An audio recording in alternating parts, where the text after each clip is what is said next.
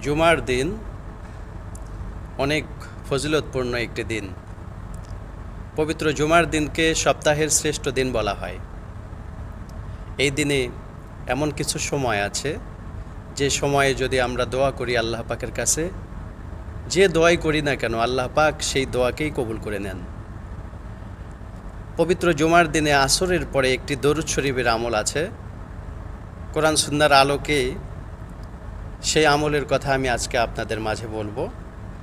সেই দরুদ শরীফটি আমরা যদি নিয়মিত পবিত্র জুমার দিনে আসরের নামাজের পরে ৮০ বার করে পাঠ করতে পারি, তাহলে আল্লাহ রাসূল সাল্লাল্লাহু আলাইহি ওয়াসাল্লাম বলেছেন আল্লাহ পাক তার ৮০ বছরের জীবনের গুনাহ মাফ করে দেবেন।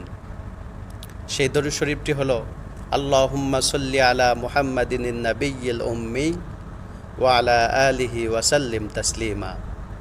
আল্লাহুম্মা সাল্লি আলা মুহাম্মাদিন নাবিয়্যিল উম্মি ওয়া আলা আলিহি ওয়া সাল্লিম তাসলিমা।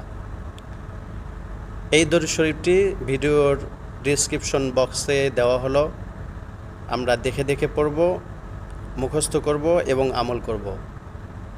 আল্লাহ পাক আমাদের সবাইকে কবুল করুন, দ্বীনের জন্য, ইসলামের জন্য কবুল করুন। আল্লাহ পাক আমাদের হায়াতের মধ্যে বারাকা দান করুন। আল্লাহ পাক আমাদের সুস্থ রাখুন, ভালো রাখুন। সবাই ভালো থাকবেন। আসসালামু আলাইকুম রহমতুল্লাহ।